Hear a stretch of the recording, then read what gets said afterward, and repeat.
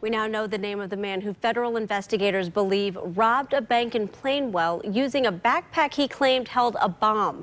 The threat evacuated part of the tiny downtown and led to a 14-hour manhunt. Tonight, Barton Dieters talked with the family of that suspect, the same family that alerted police after seeing a picture from bank surveillance video. It's a story you'll see only on 8. Barton?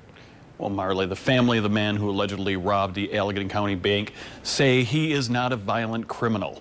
He had no record and lived a successful life, but a combination of a lifelong fight with alcoholism, the sudden loss of his job, and a reoccurring brain tumor pushed him past rock bottom. He was very lost and very, very sick. It was a shock for the town of less than 4,000 when streets were closed and buildings cleared out as police worked to determine if a backpack left behind by a robber of the PNC Bank indeed contained a bomb, as he claimed it did, on a note given to the teller. The backpack was harmless, and police released this photo of the suspect. Did you see the pictures that they put out on the news?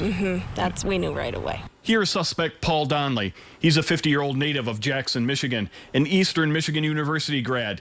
He had worked for many years as a successful accountant before moving to Key West, Florida, where he was the controller for a newspaper there. He struggled with alcohol addiction his entire life, has been in and out of rehab a few times, but also had many, many great years where he was sober and he was very, very successful. His success ended in March when, according to media in Key West, he was fired from the newspaper where he worked and escorted out of the building. He lost his job, he lost his health insurance, he lost his girlfriend, so he pretty much didn't have anything left that he thought he could live for. He came to Plainwell to visit his cousin, who had been the best man in his wedding. But the family says he never made it to the house on Thursday. He'd been telling his family that he did not have the money to pay for his health care, and he didn't want to be a burden to his family. He was desperate.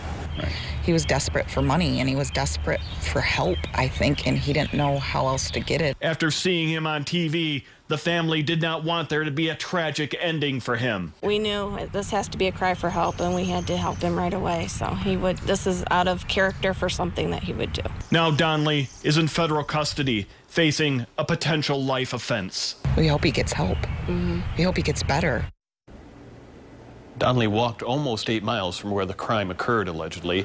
He was arrested walking on US 131, and police say he had a blood alcohol level of 0.24. That's 3 times the legal definition of drunk. He'd stolen more than $4,700 and had spent about $300 on lottery tickets. Live in studio, Barton Dieters, 24 Hour News 8.